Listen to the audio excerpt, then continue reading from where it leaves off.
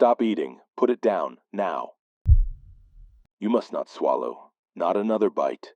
The dog sits at the table. You are already in danger. Do not look at it. Do not speak. This is not your dog. This message is issued by the Department of Public Safety in coordination with regional broadcast partners. Please remain calm and listen carefully. If you are in a kitchen or dining room, take 3 steps backward from the table and keep the animal outside your direct line of sight. We will explain what is happening, what behavior to expect, and why the safest action is to leave the room without speaking to the animal or resuming your meal. Over the last 24 hours, our lines have filled with reports describing the same sequence. A household dog approaches the dining area at mealtime. It chooses a chair without cue, pulls it back the precise distance required, and climbs into it as though this has always been the arrangement. It sits upright. The forepaws rest on the table's edge or fold neatly over silverware. The head remains level with the plate. The eyes do not track faces. They fix on the food and do not blink. The animal does not beg, it does not whine, it does not pant. It observes with the stillness of a portrait. At first, families laughed and took photographs. A bib was tied for a joke. The animal tolerated it. Commands to get down were ignored. A hand placed on the shoulder met the kind of resistance you feel pressing a wall that is not yours to move. In several cases, the animal had never been allowed on furniture. The training did not matter. The chair seemed to accept the dog as if it had been waiting. The first escalation is small and easy to miss. Steam that should rise straight from hot food bends toward the animal's closed mouth. A fork near the edge of a plate rotates until the handle points toward the muzzle. Condensation gathers at the rim of a glass and waits like a drop about to leap. The dog does not open its mouth. Closed mouths make better seals. When families ignored these signs and continued eating, a second escalation began. Food thinned. Meat sloped toward the rim as if gravity had tilted inside the plate. Noodles stretched longer than they were and slipped over the edge in slow, defiant ropes. Soup peeled itself into the air in unbroken threads.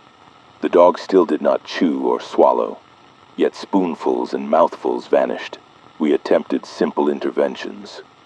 Cutting boards placed between plate and muzzle drifted until they pressed against the animal's chest. Down scattered steam which gathered again and curved toward the same point.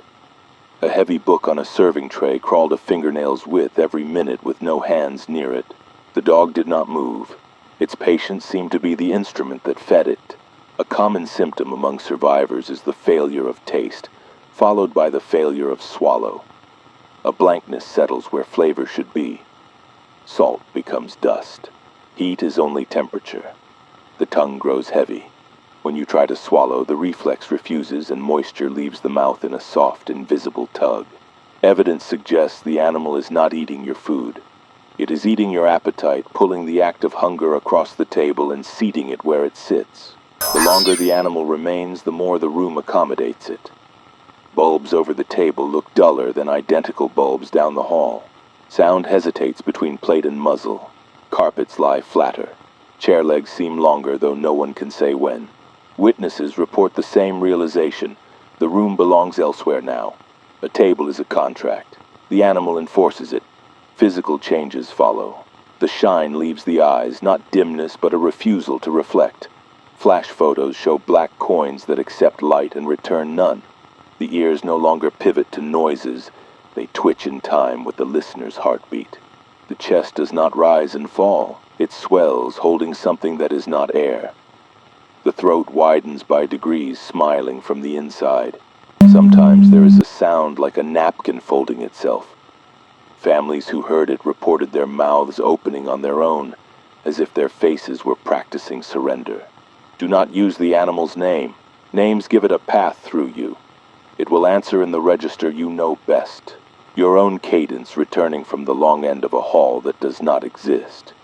It may say, "Come sit down. Is this seat taken? Aren't you hungry?" These are not questions. These are measurements. Each response helps it fit the chair more perfectly. Do not bargain with a voice that borrows your child's lilt or your mother's patience. Do not attempt removal by force.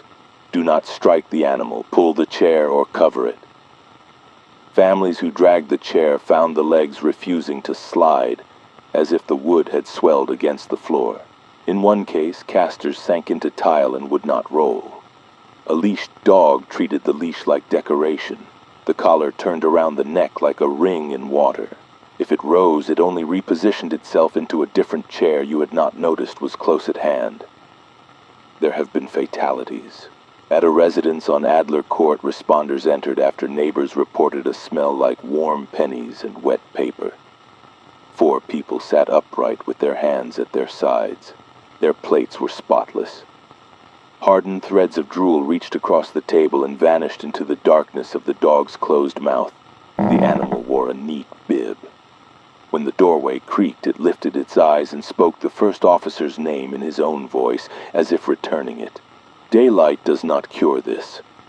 At noon, the animal may step off the chair to stand in a patch of sun and pretend nothing is wrong. It might wag once. It might blink in a rehearsed way that arrives 1 beat too late. Do not be convinced. The chair still knows your name. The table still knows the weight of your wrists. At dusk, your place will already be set and the plate turned toward the wrong seat. You may try to break the pattern by feeding on the floor. Do not. Bowls set beneath the table are found empty in the wrong way, polished as if a tide moved through them.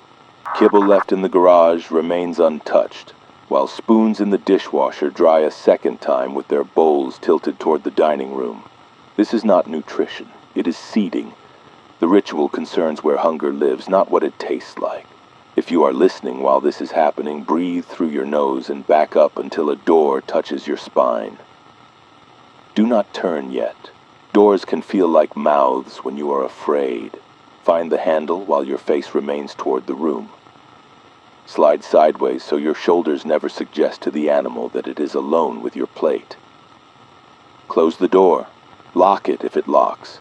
Listen without pressing your ear to the wood. If you hear chairs turn, do not count them. Counting invites rhythm.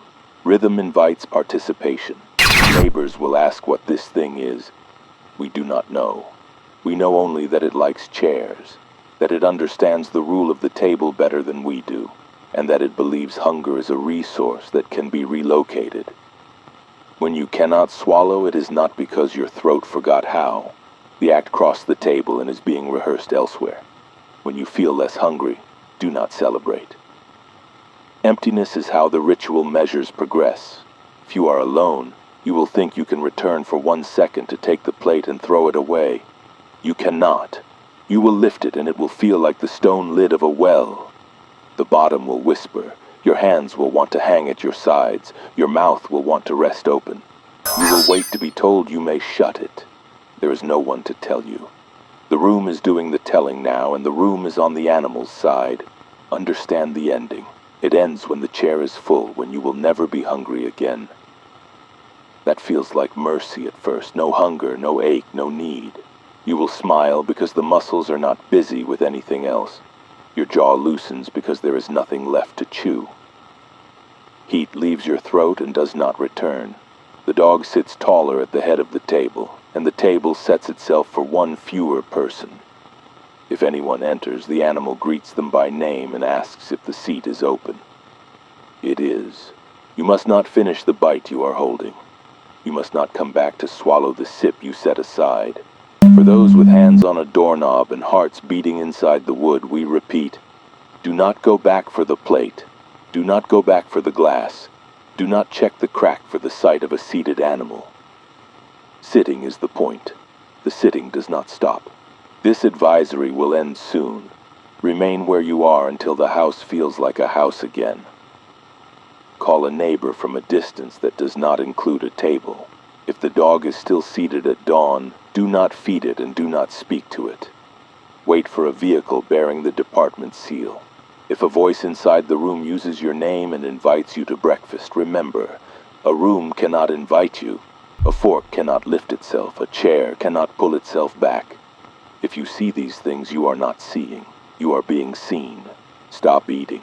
Put your fork down now. Do not swallow. Do not take another bite. If your dog is seated at the table, it is not testing you. It is teaching the room how to keep you. Step away. Do not, under any circumstances, eat in front of the animal. This is not a test. This is not your dog.